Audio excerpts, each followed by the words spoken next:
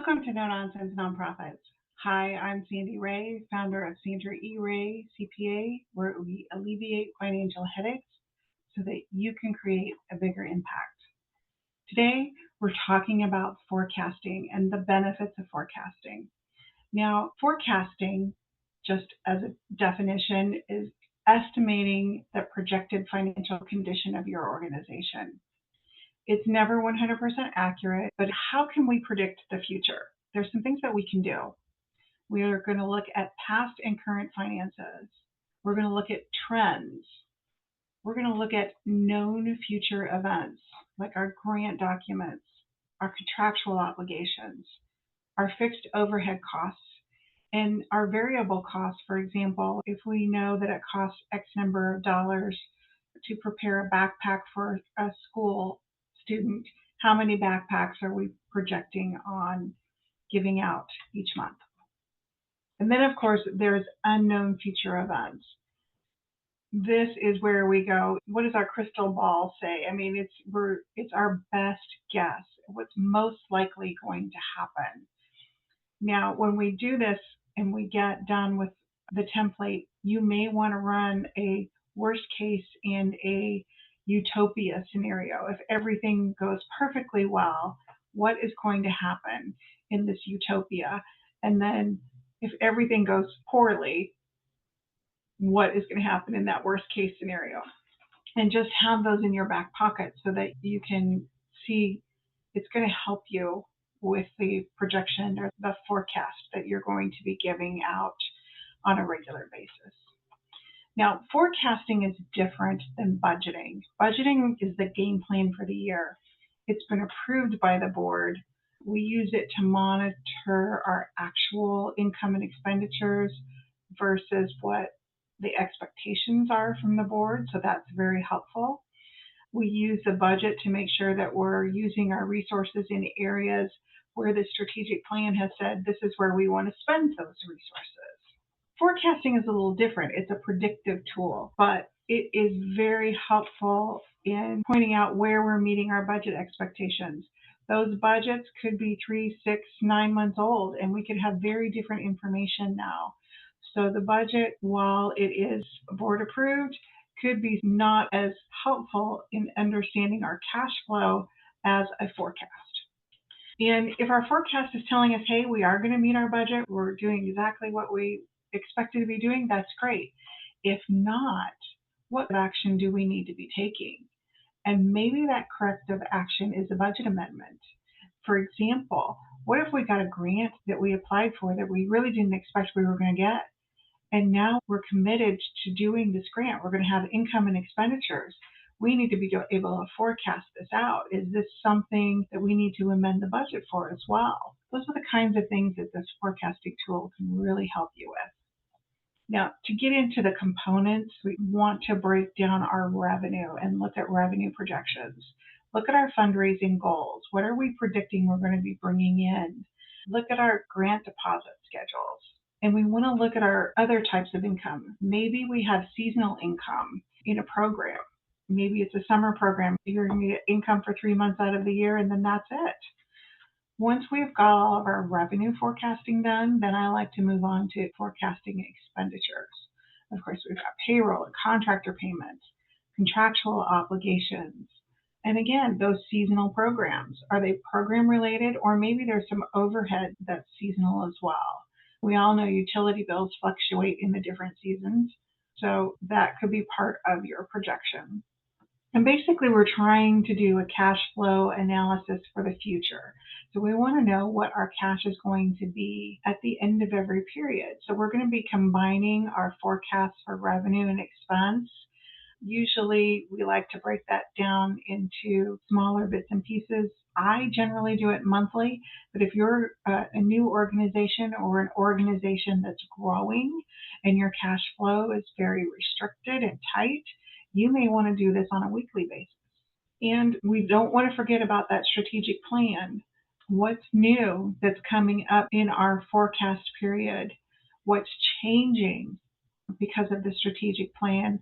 And what may be going away because of the strategic plan? We want to make sure all those things are incorporated into this forecast. So what I like to do is, I'm going to give you a spreadsheet example. I take the chart of accounts, the income and expenses, my general ledger, and I just copy and paste them into all the rows. So I've got a row for every income and expense account. The columns are my time frames. For this example, I'm going to use months, and I'm going to use a calendar year. So January through December, I've got a column for every month, and I've got a total column. Then the last column I want to put on there is for notes. This is for me to help me remember why I picked the numbers that I did. For example, for rent, maybe we have an office lease and a storage space, but maybe we only have the storage space for the next 6 months, and then we're going to shred everything, or we're bringing it in-house to digitize it and then shred it. So that's the plan, is to not have the storage facility in 6 months. So I want that in the notes, that the storage facility rent ends at the end of June, whatever that time frame may be. Of course, the cells are going to be the forecasted amount for each row, for each period. We're going to total all those rows and columns. For the rows, I would like to have total for income or cash inflows, for expenses or cash outflows, and then I want a net income over or under expense, or cash inflows over cash outflows. That could be a positive or negative number, depending on what's going on. The next line or row that I want to have is my beginning cash for the period. And what I'm going to do is, I'm going to take my actual beginning cash at the start of the forecast. I'm going to add to it the net for January from my net income over and under. And I'm going to come up with my projected ending cash flow, or my projected ending cash balance. That it becomes my beginning number for next month.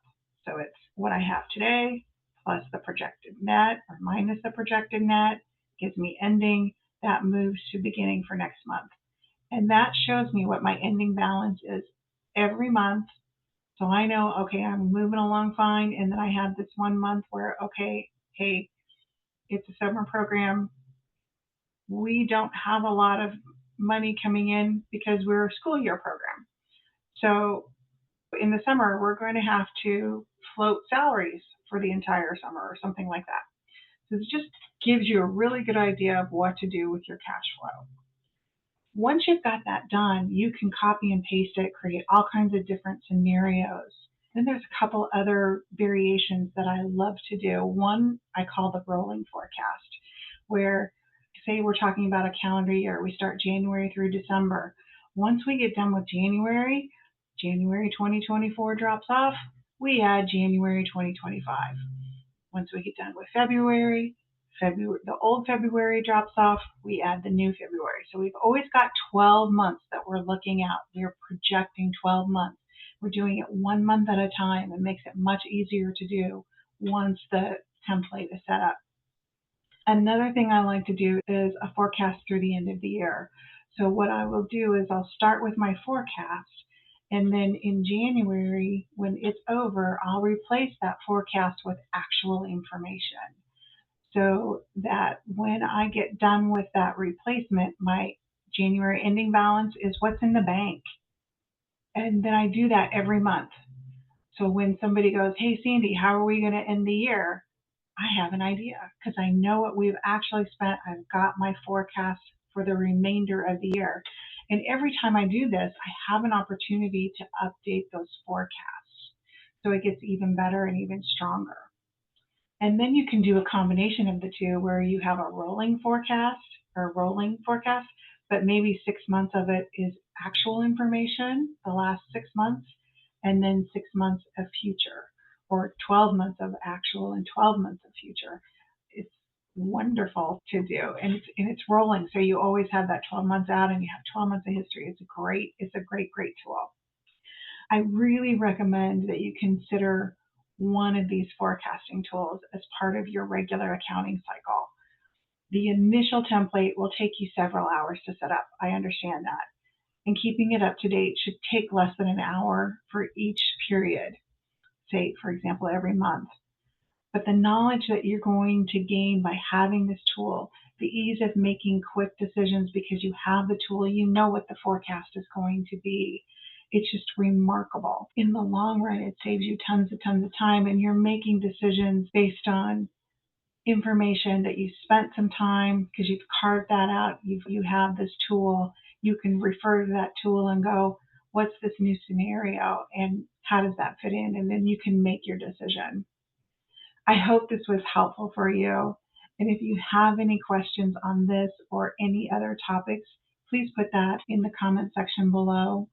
Of course, we always appreciate your likes. And thank you for joining me today. Remember, creating a bigger impact starts with stopping the nonsense. If you're dealing with nonsense in your nonprofit organization, we'd love to help you cut through the noise.